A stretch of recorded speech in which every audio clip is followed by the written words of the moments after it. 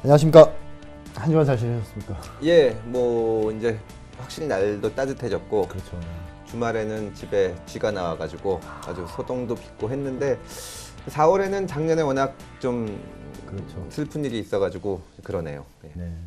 어떻게 지내셨어요? 저도 날씨가 좋아져서 점심 먹고 나면 효창공원 산책도 하고 한겨레 신문사 바로 뒤에 효창공원 있거든요. 그쵸. 그렇게 지내고 있는데 벚꽃하고 목련이 정말 아름답게 피었더라고요. 근데 네. 작년에는 그게 피었다는 사실을 한 번도 느끼질 못했었어요. 작년에 다 너무 충격에 빠져 있어가지고. 네, 아마 그랬던 게 아닌가 싶은데 정말 오늘 주제가 굉장히 마음이 무거워지는 주제더라고요. 세월호 재판을 통해 선장과 해경 등이 형사처벌을 받았는데요. 그래서 일부에서는 이제 진상규명은 다 끝난 거 아니냐 그렇죠. 이런 얘기가 나오기도 한데 네. 정말 그게 다 끝인 건지 궁금하기도 하고요. 재판이 어디까지 진행이 됐고 결과는 네. 어떻게 나왔는지 한번 간단히 정리 좀 부탁드립니다. 알겠습니다. 예. 지금 현재 2심 진행 중이고요. 예. 4월 21일에 항소심 선고가 있을 예정입니다. 그러니까 한 열흘 남짓 남았죠. 1심 결과는 뭐 다들 알고 계실 테고 선장과 선원에게 굉장히 무거운 형이 내려졌고 그리고 아이들을 구하지 못하는데 조금 책임이 있다고 이제 지목된 그 해경 정장 김경일 정장께도 징역 4년의 이제 형이 선고가 됐죠. 그럼 재판을 통해서 우리가 구체적으로 좀 알 수 있었던 게 있다면 뭘까요? 크게 나눠보면은 일단 세월호가 어떻게 침몰됐는지 그 부분에 대해서 일단 형사적으로 한번 판단이 나왔고요. 그 다음에 선장과 선원들이 어떠한 행위를 했는지 그 당시에 그리고 해경 정장이 어떻게 행동했는지 이런 것들이 좀 구체적으로 재판을 통해 드러났다고 봐야 되겠죠. 예, 재판 결과에 대해서 사실 일반인들은 이해하지 못하는 것들이 꽤 많은데 그렇죠. 예를 들자면 왜 선장이 살인죄가 적용되지 않느냐. 네.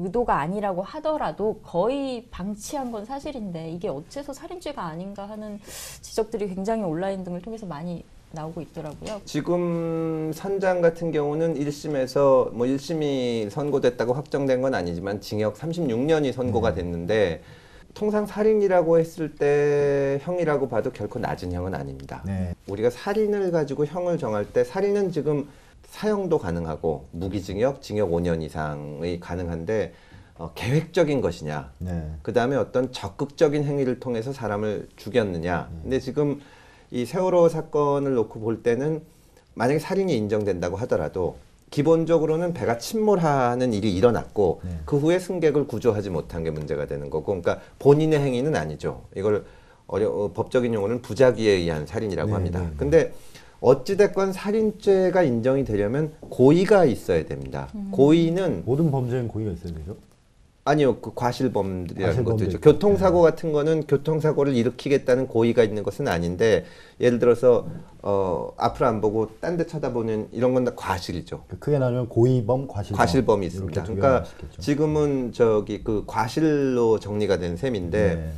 고의도 여러 종류가 있습니다. 말하자면 굉장히 확정적이고 강한 고의가 있죠. 이 사람을 죽여야겠다. 뭐 총을 쏜다거나 칼을 찌른다든가 하는 것은 그런 것이고, 높은 데서 민다거나 이러면서 이 사람이 안 죽을 수도 있고 죽을 수도 있는데 여기서 떨어져서 이렇게 밀면은 죽을 수도 있지만 죽어도 할 수 없지 하는 거를 흔히 미필적 고의라고 합니다. 미필적 고의 말은 네. 많이 들어갔습니다. 세월호 사건에 있어서 선장이 이 승객들이 또 돌아가신 승무원들이나 이런 분들이 죽어도 좋다.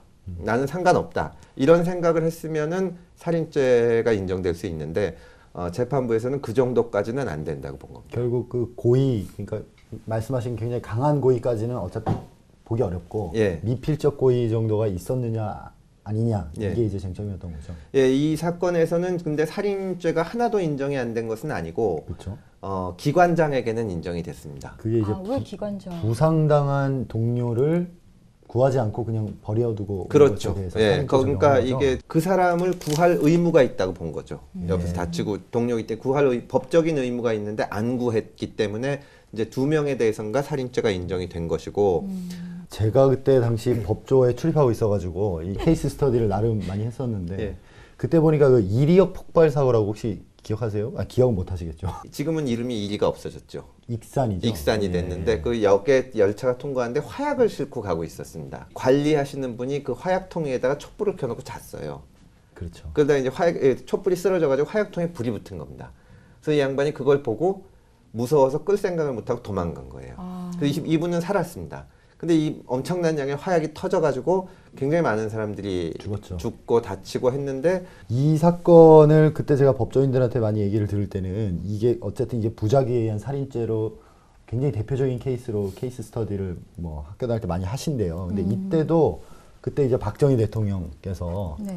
살인죄로 엄단하라는 대국민 담화 뭐 이런 걸 발표를 하시고 검찰에서 부작위에 의한 살인으로 이제 의유를 해서 유죄가 났거든요. 그래서 이게 약간 그렇게 말씀하신 분들도 있더라고요. 그때 이력 폭발 사고 지금 부작위에 의한 살인이 인정된 건 약간 수치스러운 일이다. 되게 약간 정치 논리로 법적으로는 그럴 수 있죠. 정치 논리로 갔던 거다 그때 사건이 그런 얘기를 하면서 세월호 때도 왜 대통령께서 처음에 이제 공개적으로 이건 살인 행위다라고 한 다음에 먼저 무엇보다 선장과 일부 승무원들의 행위는 상식적으로 도저히 납득할 수 없고 용납될 수 없는 살인과도 같은 행태였습니다. 검찰 태도가 싹 바뀌면서 살인죄로 기소를 했었거든요. 뭐 검찰이 바뀌었겠습니까? 처음부터. 바뀌었습니다. 대통령의 마음을 제가 미리 정확히 알고 있어요. 짐작해서. 처음에는 검찰에서도 살인죄는 터무니없다는 입장이었는데 이제 대통령께서 그렇게 말씀하시고 사실 또 수사를 하다 보니까 새로운 팩트들이 많이 나오고 해서 결국에는 살인죄로 기소가 됐으나 선장은 살인죄가 인정되지 않았죠. 네, 여기서 이 말씀을 꼭 한번 드리고 싶은 게 지금 이리역 폭파 사고 때도 물론 박정희 대통령이 그 많은 피해자에 대해서 이제 공감하고 그런 것도 있었겠지만 그 촛불 켜놓은 한 사람, 그러니까 그 많은 양의 화약이 수송되는데 개인이 촛불 켜고 있는 이 시스템의 문제에서 눈을 돌려서 이 개인의 잘못으로 몰아가는 그렇죠. 거거든요. 그러니까 여기서 어떻게 이 선장이나 이런 사람들이 또 심지어 해경마저도 이건 살인행위 아니냐 하는 것은 자칫 잘못하다가는 이 모든 이 사건의 책임을 몇몇 개인한테 돌리게 되는 겁니다. 그렇죠. 근데 세월호 사건에서 가장 책임이 있다고 많이 비판받고 한 게 정부인데 정부의 가장 최고위직이 대통령이죠. 대통령께서도 살인죄로 가기를 원한 겁니다. 이게 살인죄가 되냐 마냐를 가지고 공방이 그게 주된 이슈가 되면서 정부의 책임이나 뭐 시스템의 잘못이나 이런 게 날아갈 거라고 봤는데 그렇죠. 사고 원인은 어떨까요? 재판에서는 사고 원인을 뭐라고 결론을 내렸었는지가 제가 기억이 1심 판사는 이 사고의 원인은 아까 잠깐 말씀하셨지만 배가 오른쪽으로 크게 돌면 이게 왼쪽으로 이 원심력이 생기면서 이렇게 왼쪽으로 넘어지잖아요. 그렇게 넘어졌는데 이 두 가지 원인 때문이다. 하나는 대각도 좋다. 그 다음에 화물을 제대로 묶지 않아서 화물이 한쪽으로 쏠리면서 배를 더 이렇게 넘어지게 했다. 화물만 제대로 돼 있었어도 안 넘어졌을 수도 있다고 하더라고요. 그러니까 그 두 가지 원인이 합쳐져서 배가 침몰한 거다. 이런 식으로 결론을 냈는데 예를 들어 교통사고가 났는데 이 사고가 난 차가 없는 거예요, 지금. 차가 없는 건데 그러네요. 이 운전자의 과실을 입증해서 따지고 기소하고 할 수 있냐. 배가 있어야 이 배에 어떤 과실이 기계적 결함이 있고 그래서 이 인간의 과실은 어느 정도이고 이런 건 명확하게 검사가 입증할 수 있을 텐데 배가 인양되지 않은 상태에서 이거 할 수 있냐 그러니까 할 수 있다고 하면서 논리를 댔던 게 뭐냐면 그 배가 그 지점까지 올 때는 문제없이 오지 않았냐. 그렇죠. 문제없이 왔는데 그 순간 갑자기 기계 결함이 생길 수 없다는 거예요. 근데 그거는 사실 경험칙에 의해서 그렇게 재판에서 주장할 수도 있고 받아들여질 수도 있다고 생각하지만 실체적 진실은 아닐 수도 있는 거죠. 그래서 사고 침몰 원인이란 거는 재판에서 일단 잠정적으로 이렇게 나왔지만 저희가 확정적으로 받아들이기 좀 어렵지 않을까요? 예, 인양이 되면 좀 더 자세히 알 수 있을 것 같기는 한데 사실은 세월호가 어떻게 해서 침몰했는지가 과학적으로 물리적으로 명백하게 밝혀진 건 아닙니다. 가장 마지막에 이제 그 현장에 있었던 사람, 그러니까 항해사는 여자분이고 이것 키를 돌린 사람은 남성인데 두 사람은 왜 배가 침몰했는지 모르겠다는 거예요. 네. 자기들은 그냥 늘 하던 대로 했는데 배가 생각보다 훨씬 많이 꺾이면서 넘어졌다는 거죠. 그러니까 운전하다가 갑자기 차가 옆으로 튀어나가서 사고가 났는데 운전자한테 물어보니까 나는 핸들을 그냥 들고 있었는데 차가 말을 안 들어서 사고 난 거다. 이렇게 주장을 하는데 재판부에서는 키를 굉장히 많이 꺾었을 때, 잘못해서 꺾었을 때 배가 어떻게 가는지, 그 예전에 시운전 했던 것을 보고 틀었기 때문에 이렇게 갔을 거다라고 거꾸로 추측을 한 거거든요. 근데 지금 배가 없는 상황에서 명백하게 알기는 어렵죠. 그래서 만약에 극단적으로 배를 인양을 해서 보니까 이거는 조타기가 그때 고장이 난 거다. 그렇게 되면 사실 이 조타수에게 지금 적용된 과실, 선박, 매몰죄 네, 이런 게 다 네. 그러니까 재판 자체가 이제 이상해졌어요. 이상해지는 예. 거죠. 그렇게 되면 어떻게 돼야 돼? 재심을 청구해야 될까요? 재심을 청구할 수 있죠. 그렇죠. 예. 새로운 굉장히 결정적 증거가 예, 났으니까. 무죄가 된 증거가 있으니까. 그래서 약간 좀 그런 부분은 저희가 충분히 인지를 한번 해야 될 것 같아요. 그리고 또 제가 궁금했던 게 있는데 네. 이 해경 1, 2, 3정이었나요? 이 해경 정장이 업무상 과실치사? 정확히는 또 좀 업무상 다른가요? 과실치사 과실치사인가요, 맞습니다. 정확히? 맞습니다. 좀 너무 과하지 않나 하는 생각이 들기도 하더라고요. 그 과다한 얘기는 그 당시에 그런 패닉의 상황에서 그것까지 그러니까 안 한 걸 책임 묻는 아무래도 건좀 과하지 않나? 소방관이나 해경같이 구조작업을 하는 사람은 최선의 선택을 하지 못할 수도 있고 실수를 할 수도 있는데 이게 어디까지 업무상 과실치로 연결될 수 있는지는 저는 좀 개인적으로 좀 약간 궁금해요. 이 지금 처벌받으신 분이 1, 2, 3정이라는 이 배를 끌고 여기 오신 분인데 사고가 났다는 소식을 듣고 전속력으로 달려서 여기 간 겁니다. 그래서 실질적으로 이 해경 배 중에는 이거 하나가 구호 작업에 나선 거예요. 구조선의 선장이 몇 번 재판 과정이랑 수사 과정에서 거짓말을 합니다. 거짓말했죠. 예. 네. 그래서 그게 이제 문제가 되는데 내려오라고 했다, 나오라고 했다. 근데 그게 다 사실이 아닌 걸로 밝혀지고 결국 법정에서 마지막에는 뭐라고 얘기하냐면 내가 까먹었다. 정신이 하나도 없어가지고 파도는 세게 치고 그 배는 이렇게 완전히 90도로 기울었고 또 배 안에 아무 제대로 된 정보를 못 받는 상태에서 사람들을 구하고 그 상황에서 잊어버렸다는 건데 판사의 판단은 그런 것 같아요. 어쨌든 한 번이라도 방송을 했으면 네. 그 입구에 있던 56명 결국 시신으로 발견된 그 구획에서 그분들은 적어도 살았을 것이다. 이 정도만 판사가 이제 굉장히 범위를 좁혀서 판단을 해서 피해자를 특정해서 업무상 과실치사 혐의를 적용한 거거든요. 근데 뭐 말씀하신 대로 약간 과하다고 보신 분들도 있을 수는 있을 것 같은데 그래도 퇴선 방송이라는 거는 굉장히 구호 작업의 기본 중에 기본이잖아요. 그 생각을 하니까 너무 가슴이 아프네요. 이런 대형 사고 같은 경우에 그 사고의 원인을 형사재판으로 규명할 수 있느냐. 형사재판을 한다고 해서 사고의 원인이 밝혀지는 건 아니잖아요. 그런 질문들이 많은데 여기에 대해서 어떻게 생각하실지 궁금해요. 저는 개인적으로는 검찰이 열심히 조사를 하게 되면 자연스럽게 형사재판에서 밝혀질 수 있는 게 아닌가 이런 생각이 또 들기도 하고. 일단 구속을 시키면 그때부터는 형사소송법에 의한 시간 제한이 탁탁 있잖아요. 그렇죠. 예. 1심 시작되면 6개월 안에 선고를 못하면 구속된 피고를 풀어줘야 되고 막 이런 타임테이블이 째깍째깍 돌아가기 때문에 결국 우리가 일단 시간이 굉장히 제한적이라는 거예요. 형사재판에서는. 제한된 시간 안에서 가장 높은 확률의 사실들을 선택할 수밖에 없다는 거. 검사나 판사나.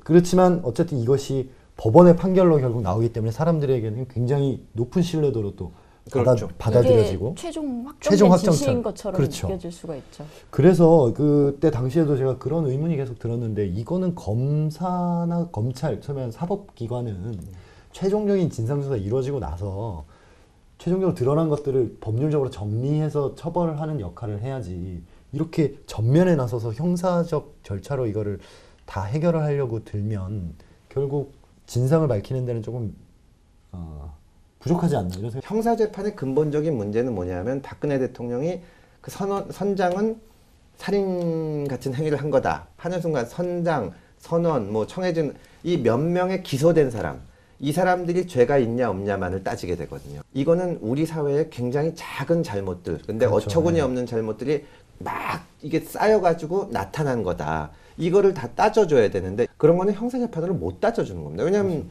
그 사람들이 기소되진 않잖아요. 그렇죠. 예. 예.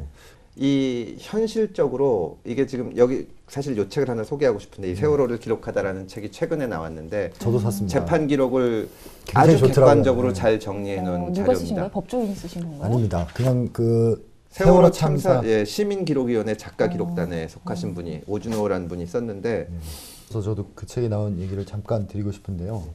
이런 문구가 있었어요. 그러니까 지붕이 무너진 것은 마지막에 떨어진 눈송이 때문이 아니다. 그렇죠. 그 전에 수없이 많은 눈송이들이 쌓여오다가 결국 마지막에 그 눈송이가 떨어져서 탁 지붕이 무너지는 거거든요. 그래서 이분이 그 마지막 부분에 어떤 얘기들을 하고 있냐면 여기에 기소되지 않은 수많은 원인들이 있다. 그것들을 쭉 열거를 하세요. 책에서. 보면 제가 한번 읽어드릴게요. 이명박 정부 낡은 배를 도입하도록 규정을 바꿨죠. 청해진 해운 증개축했죠. 한국 성급이 증개축에 대해 제동을 걸 수 있었지만 걸지 않았죠. 다시 청해준 해운이 화물적재 기준, 그렇다 하더라도 화물적재 기준에 따라 실었다면 이 사고는 안 났을 텐데 또 과적을 했죠. 선원들이 그때 그 과적을 거부할 수 있었는데 거부할 수 있는 용기가 없었죠. 그리고 운항관리자가 출항을 규제할 수 있었는데 안 했죠. 고박업체가 이런 식으로 수많은 원인들이 쌓여 있는 거예요. 모든 자잘한 개인들의 어떻게 보면 비겁함, 어떻게 보면 약간의 이기적인 욕심 이런 것들이 쌓이고 쌓여서 이런 사고가 났는데, 그리고 이런 큰 사고가 한번 났으면 우리가 그 모든 것들을 쭉 짚고 사회가 일신하는 계기가 돼야 되는데 형사재판으로는 할 수가 없는 거죠. 그런 것들은 기소할 수가 없잖아요. 형사적인 문제가 되는 부분도 있지만 또 사회적인 책임, 정치적 책임으로 물어야 되는 부분도 있기 때문에. 세월호 사건이라는 것, 세월호 참사라는 것은 우리 사회의 모순이 이렇게 하나의 정말 상징적으로 쫙 드러난 건데, 그렇죠. 이거는 검찰이나 법원이 할 일이 아니고 예를 들어서 의회나 이런 데서 전반적인 문제를 살피고 지금 형사 책임을 물어야 될 거를 검찰이 수사해서 기소하면 되는 건데 순서가 바뀌었고, 일부 언론에서는 이미 검찰을 수사와 재판을 통해서 배가 왜 침몰했는지 다 그렇죠. 밝혀졌는데 네. 뭘 더 조사하냐, 뭘 더 조사하냐. 이런 터무니없는 얘기가 나오는 겁니다. 지금 정부에서 또 시행령 문제가 나오는데 시행령에서는 정부가 조사한 것만을 검토하게 해놓고 그렇죠. 있으니까 이건 정말 잘못된 해법이죠. 시행령 정부가 조사한 것만을 검토한다는 게 어떤 얘기죠? 네, 그게? 그 정부 조사 결과를 분석하는 걸로 업무를 해놨어요. 특이의 진상조사위가 하는 일이 네. 정부의 조사 결과를 분석하는 분석하는 거예요. 거죠. 그렇죠. 그 이전의 것은 할 수 없고. 그러니까 제로 베이스에서 할 수 그러니까 없고. 거기서 조사 안 된 거는 할 수 없는 거죠. 네. 그럼 진상조사가 아니잖아요. 그렇죠. 그래서 네. 지금 계속 이 비판을 받는 거죠. 근데 그런 얘기는 언론이 왜 이렇게 잘 널리 보도를 하지 않을까요? 널리 보도를 한겨레 21에서 근데 아직 특집으로 모르시는 다뤘죠. 분들이 너무 많아서. 그러니까 이게 어찌됐 굉장히 슬픈 비극이지만 우리가 최소한 돌아가신 분들한테 죄를 더 이상 안 지으려면 고칠 수 있는 건 다 고쳐야 되거든요. 그렇죠, 예. 그런데 이 세월호 사건을 교통사고라고 하는 사람들이 있는데 교통사고라고 하더라도 고쳐야 되지 않냐, 이런 사고가 다시 안 생기게. 근데 이거를 정부에서는 이미 다 진상규명이 끝났다고 보는 거니까 완전히 잘못 보는 거죠. 그렇죠. 다른 거는 몰라도 조사하는 주체가 지금 조사의 대상이 돼야 되는 해수부나 국가안전처가 주축을 이룬다거나 혹은 정부에서 조사한 거에 대해서만 검토를 하라는 건 정말 말도 안 되는 거기 말도 안 되는 때문에 거죠, 예. 이건 스스로 철회해야 된다고 생각합니다. 저희가 지금까지 그 쭉 얘기를 하면서 결국 결론으로 이제 진상조사위원회의 제대로 된 활동이 얼마나 중요한지 이런 얘기를 쭉 나눠봤는데요. 이 책에도 지금 소개가 되어 있는 이야기 하나만 하면서 이 얘기 마무리했으면 좋겠습니다. 하인리 법칙이라고 책에 소개가 되어 있더라고요. 제가 조금 읽어드리겠습니다. 하나의 대형 사고가 일어나기까지 반드시 그보다 작은 규모의 사고들이 징후로 나타난다, 이런 법칙이라고 합니다. 산업재해 중상자가 1명이 발생하면 이미 경상자가 29명이 발생했고 잠재적 부상자는 300명이다. 즉 1대 29대 300이라는 이런 법칙이 있다고 합니다. 이 말은 다시 바꿔서 얘기하자면 세월호 역시 다른 굉장히 큰 재앙의 징후일 수 있다. 그러니까 우리 모두에게 어떤 지금 재앙이 다가오고 있는지 모른다. 그러므로 우리가 지금이라도 아까 말씀하셨다시피 돌아가신 분들에게 조금이라도 덜 미안하기 위해서라도 제대로 진상조사를 해서 우리 사회가 일신하고 그런 계기로 삼았으면 좋겠습니다. 지난 2일에 잠깐 관심을 끄는 판결이 하나 있었습니다. 그게 CBS 노컷 뉴스가 세월호 당시에 박근혜 대통령 행적 관련해서 보도를 했다가 일종의 패소를 했죠.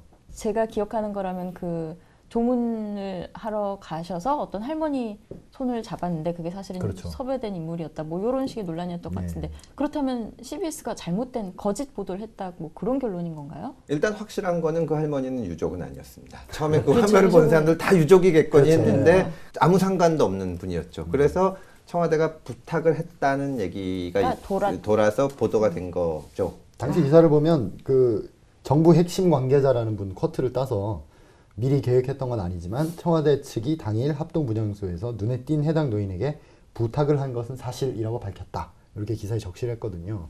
그래서 청와대 비서실 명의, 그리고 당시 이제 김기춘 비서실장 등 그 청와대 비서실에 계셨던 분들, 개인 명의 4분, 그리고 기관 하나, 이분들이 우리 명예를 훼손했다고 해서 손해배상도 청구하고 정정보도도 요구를 했는데 법원이 손해배상은 피해가 확인되지 않았으니까 안 되고 정정보도는 인정된다. 이 보도는 진실하지 않다.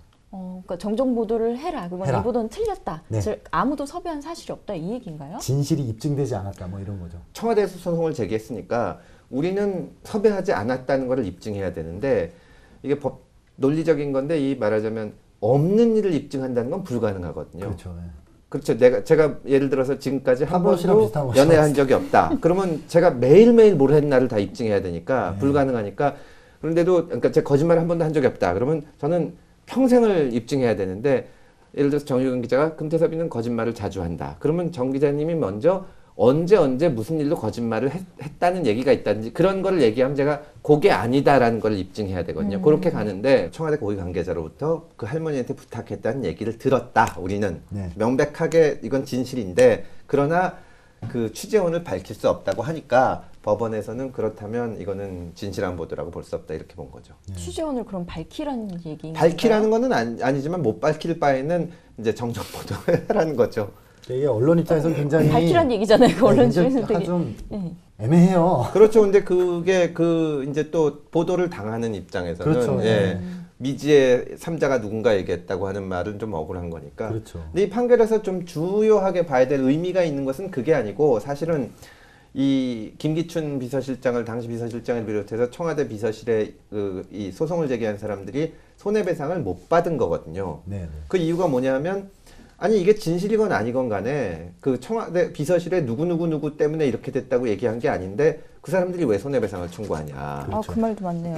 지금 이명박 정부 시절서부터 계속 정부에서 소송을 많이 거는데 명예훼손으로 이게 정부 정책을 비판하는 보도가 나면 일단 소송을 겁니다. 근데 그 소송을 거는 이유가 그 정부 부처에 속한 공무원이 명예훼손을 당했다는 거예요. 대표적인 게 PD 이수첩 사건입니다. 네네. 그러니까 농 무슨 부처 요새?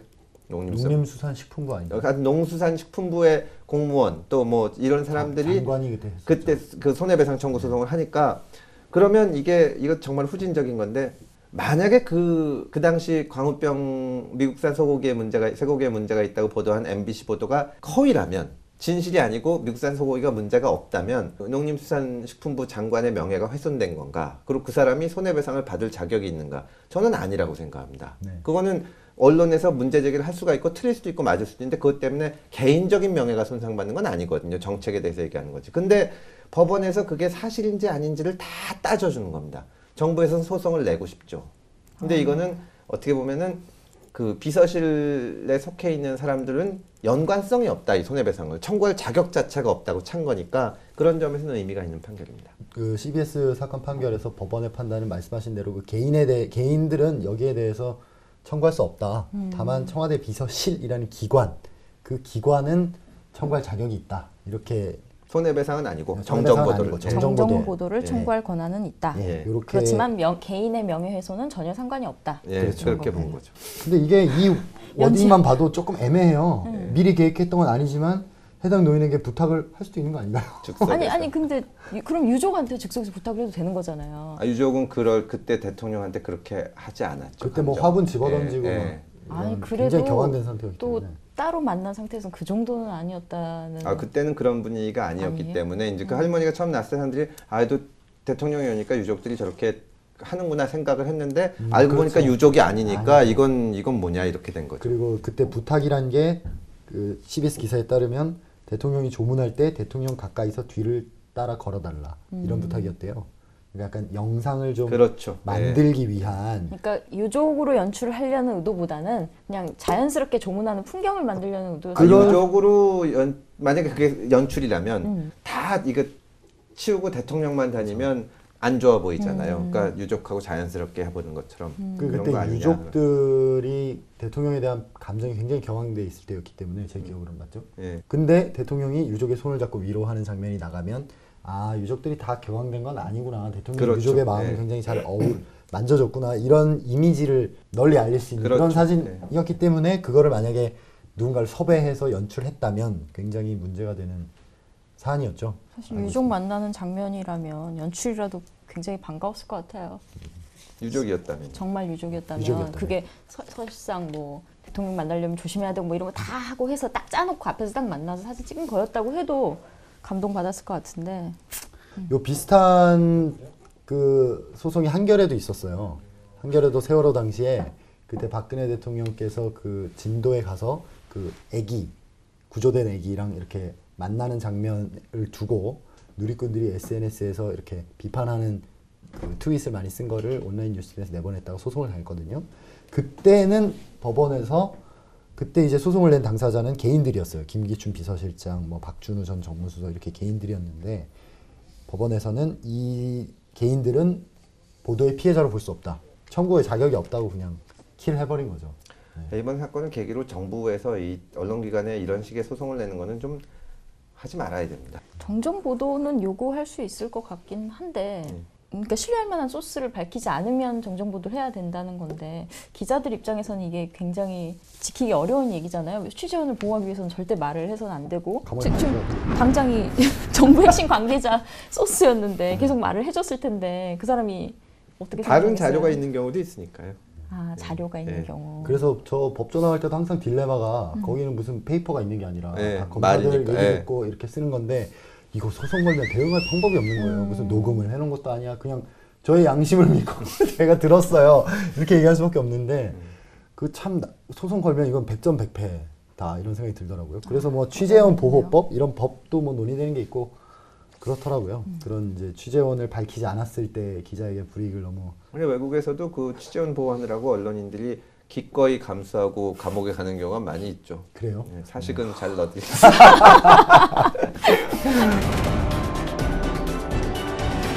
아 이렇게 조문 연출 논란 얘기가 대충 일단락된 것 같은데 그렇다면 자연스럽게 독자 질문 코너로 넘어가 보도록 하겠습니다. 이번에도 굉장히 흥미로운 질문들이 들어왔는데요. 이번에는 고등학생입니다. 신기하네요. 어떻게 이렇게 신기한 질문이 매주 들어올까요? 수준 높은 시청자분들이시네요. 고등학생이에요. 심지어 고등학생. 이번에는. 네. 김기자 엄마 아니에요? 엄마! 제가 읽어보겠습니다. 학교 선생님의 소개로 불타는 감자를 접한 고등학생입니다. 학교 선생님이 소개를 하셨대요. 왜 웃으세요? 아니 너무 재밌었어요. 요즘 뉴스를 보니 유난히 길바닥에 돈을 뿌리는 사람이 많은데요. 얼마 전 저희 동네에서 차 타고 가다가 1달러 수백 장을 도로에 뿌린 사건도 있었고요. 영화처럼 해보고 싶다고 3년 동안 1달러를 모았다고 합니다. 옥상에서도 돈을 뿌리고 다리에서도 돈을 뿌리고 아 이런 게 제가 있었어야 되는데 아깝네요. 미리 좀 알려주시고 뿌려주셨으면 좋겠는데. 하여튼 이 돈 뿌리는 아저씨들이 다 잡혀가던데 길에 돈 뿌리면 안 되나요? 그리고 누가 옆에서 돈 뿌리는데 주워가면 경찰서에 가나요? 언젠가 돈 주우면 경찰서에 가야 한다는 말을 들었는데 정말인가요? 이런 얘기를 질문을 했습니다. 어떻게 생각하세요? 길에다가 돈을 뿌리면 경범죄 정도 될 것 같은데요? 도로교통 방해 이런 거예요? 아니 그냥 뭐 길에 쓰레기 버리는 거랑 비슷한 거 아닐까요? 쓰레기는 아니잖아요. 쓰레기는 아니죠. 일단 여기까지 제 앞에 뿌리면 제가 다 용서해 주겠습니다. 아니 근데 기본적으로는 제가 안 되고요. 그 뭐 자기 돈 뿌리는 게 무슨 죄입니까? 예를 들어서 그 무슨 육교에서 돈을 뿌려가지고 교통사고가 난다거나 네, 그래가지고 사람 누가 다쳤다거나 그러면 그 과실치상이 될 수 있는 거죠. 그래서 기본적으로 뿌리는 것 자체는 자유입니다. 네. 근데 자유입니다, 자유. 주워가는 건 자유인가요? 얼마든지 뿌리세요. 근데 길에서 만약에 제가 지갑을 떨어뜨렸는데 주웠다. 그거 가져가면은 안 됩니다. 점유이탈물. 점유이탈물 횡령죄라서 처벌받습니다. 최근에 보니까 누가 50만 원 주워가지고 80만 원인가 주워가지고 주니까 그 중에 30만 원 쓱싹하고 50만 원만 파출소에 넘기고 막 이런 사람도 있던데 그 이제 워낙은 안 되는데 길에 뿌리는 사람은 이 지갑을 잃어버린 케이스랑 다르게 버리겠다는 의사표시를 한 거잖아요. 그렇죠. 그건 가져가도 될 것 같습니다. 예, 이건 네. 점유이탈한 게 아니잖아요. 버리죠. 그렇죠? 버린 거죠, 이거는. 그냥 그렇죠. 소유를 포기한 거기 때문에 가져가셔도 됩니다. 우와. 저한테 그럼 가져 80만 원 주워서 경찰서 돌려준 사람은 이제 누가 잃어버린 건지 뿌린 건지 모르니까 의사를 확인해가지고 또 이제 정신에 문제가 있으신 분일 수도 있고 자기 돈이 아닐 수도 있고 그런 거를 확인하는 건데 기본적으로는 예를 들어서 김원철 기자 같이 멀쩡하신 분이 돈을 여기다 뿌리면 제가 기피하죠. 뿌리면서 다 가져라 이러면 이제 가져가. 그러니까 하늘에 돈이 떨어지면 이거 왜 뿌리셨나요? 떨어뜨리신 건가요? 버리신 건가요? 당신 돈 맞나요? 이런 거 다 버린 확인하시고. 거는 가져가셔도 됩니다. 그 버렸다 해도 자기 돈이 아닌 걸 버리면 이 형사물 같은 거 보면 이제 피의자 혐의를 받고 있는 사람 집에서 버린 쓰레기 돔이 막 뒤지는 거 있거든요. 유명한 판례가 있습니다. 그거는 이제 말하자면 쓰레기를 버린 거기 때문에 영장이나 이런 거 없이 뒤져도 되는 거예요. 그러니까 예, 프라이버시를 쓰레기 포기한 버렸어? 거죠. 예. 포기한 거니까. 예. 그러니까 쓰레기 뒤져도 괜찮고 버린다는 주소가죠. 아, 그럼 집 안에 있는 쓰레기통은 그건 안 되죠. 집 안에 있는 쓰레기통은 집 안에 아니지. 일단 들어가는 게 안 되니까. 아, 예. 네. 옛날에 기자들 쓰레기통 뒤져서 서류 맞추고 그럼 해도 되는 거구나. 해도 되는 아, 합법, 해도 되는 합법인 거구나. 것 같습니다. 완전히 밖에 버려야 된다니까 밖에. 집 밖에 있는 쓰레기통. 건물 밖. 그렇죠. 건물 밖에 갖다 버리니까 그 뭐지 이렇게 수거해 가라고 버린다거나 할 때. 예. 고등학생이 이런 질문을 해주셔서 굉장히 재밌었는데요. 프로그램이나 법과 관련해서 앞으로도 궁금한 게 있으시면 아래 나가는 따라하지 마세요. 포토온파이어 한이.co.kr로 메일을 보내주십시오. 포토 온 파이어가 아니라 포테이토 포테이토 온 파이어예요. 아 다시 진짜. 할게요. 그러세요. 갑자기 포토가 나오는데. 너무 당황했어. 불타는 감자를 지금 콩글리시로 영어 맞나요? 포테이토 온 파이어? 어쨌든 다음 시간에는 저희 더 뜨거운 법 이야기로 찾아뵙겠습니다. 감사합니다. 감사합니다.